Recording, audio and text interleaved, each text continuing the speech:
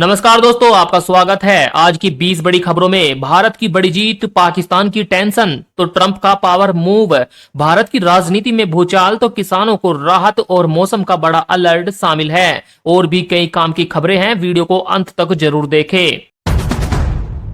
Waste Asia संकट के बीच भारत के एलपीजी टैंकर जग विक्रम ने खतरनाक स्ट्रेट होर्मुज का रास्ता सुरक्षित पार कर लिया है। जहाजों में हजारों टन एलपीजी लदी हुई है और यह मुंबई पहुंचने वाला है। इसे भारत की ऊर्जा सुरक्षा के लिए बड़ी सफलता माना जा रहा है। भारत की परमाणु क्षेत्र में नई उपलब्धि पर पाकिस्तान में बेचैनी बढ़ गई है। रिपोर्ट्स में दावा किया गया है कि भारत अब न्यूक्लियर फ्यूल उत्पादन में बड़ी छलांग लगा चुका है। पाकिस्तान के कई विशेषज्ञ इस पर चिंता जता रहे हैं। एक तरफ ईरान और इजराइल और अमेरिका के साथ जो युद्ध है उस पर शांति वार्ता चल रही है पाकिस्तान में, तो वहीं अमेरिका के राष्ट्रपति डोनाल्ड ट्रंप ने बड़ा बयान दिया। उन्होंने कहा कि खाली तेल टैंकर अमेरिका की ओर आ रहे हैं। हम दुनिया को तेल बेचने को तैयार है। अमेरिका के पास सबसे ज्यादा ऊर्जा भंडार है, हमारे जैसा तेल किसी के पास नहीं है।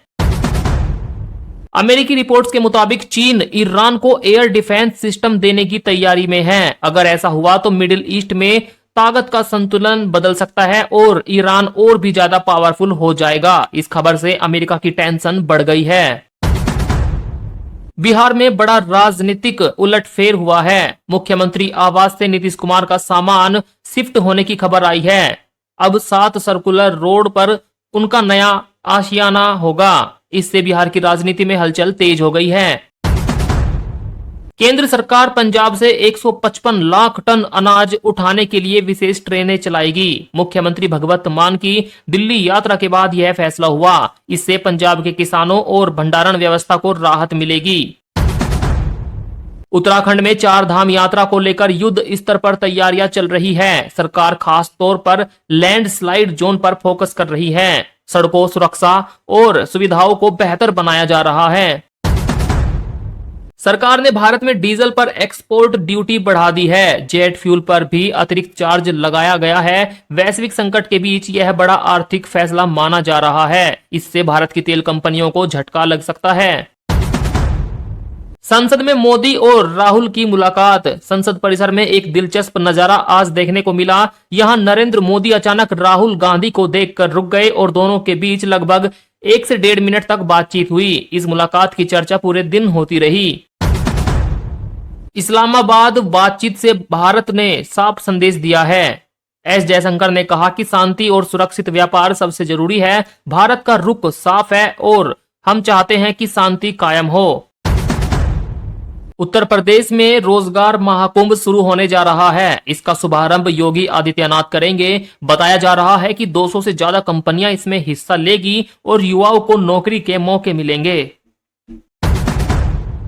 अरविंद केजरीवाल ने आईटी नियमों में बदलाव को लेकर केंद्र सरकार पर निशाना साधा। केजरीवाल ने कहा कि ऐसे फैसले अभिव्यक्ति की आजादी पर असर डाल सकते हैं। इस बयान के बाद राजनीति गर्मा गई। साथ ही अरविंद केजरीवाल ने कहा कि इन्होंने बंगाल में लगभग 90 लाख से ज्यादा वोट काटे हैं। अगर वहां फिर भी इनकी सरकार नहीं बनी तो क्या होगा। ममता बनर्जी ने कहा, हम बंगाली बोलते हैं तो क्या भारतीय नहीं हैं। उन्होंने भाजपा पर भाषा और पहचान की राजनीति करने का आरोप लगाया। बंगाल चुनाव से पहले यह बयान चर्चा में है। अखिलेश यादव ने कहा कि समाजवादी पार्टी अब किसी भी नई पार्टी से गठबंधन नहीं करेगी। यूपी चुनाव से पहले इसे बड़ा राजनीतिक संकेत माना जा रहा है। इससे विपक्षी समीकरण पर असर पड़ सकता है। तेजस्वी यादव ने भाजपा पर संविधान बदलने की कोशिश का आरोप लगाया। उन्होंने कहा, लोकतंत्र और संविधान की रक्षा जरूरी है। बिहार की राजनीति में इस बयान से हलचल बढ़ गई।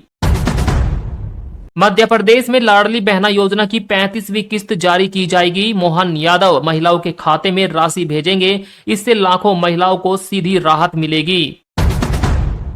भारत की पेट्रोल और गैस कंपनी ओएनजीसी के चेयरमैन ने कहा कि तेल और गैस की हर बूंद कीमती है। उन्होंने चेताया कि संकट के समय कोई देश मदद के लिए आगे नहीं आएगा। भारत को अपने संसाधन बढ़ाने पर जोर देना होगा।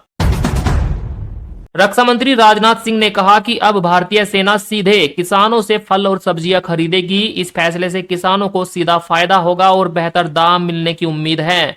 इसे जय जवान जय किसान की दिशा में बड़ा कदम बताया गया। देश भर में मौसम की बात करें तो आईएमडी ने 13 राज्यों में बारिश और तूफान की चेतावनी जारी की है। 60 किलोमीटर प्रति घंटे की रफ्तार से तेज हवाएं चल सकती है। लोगों को सतर्क रहने की सलाह दी गई।